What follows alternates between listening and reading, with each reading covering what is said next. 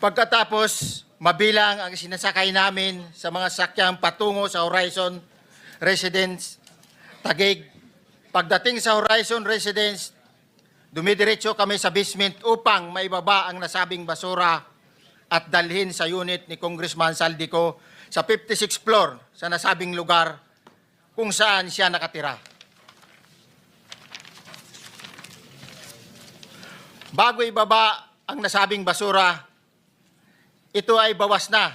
Halimbawa, nag-akyat kami ng 46 na malita.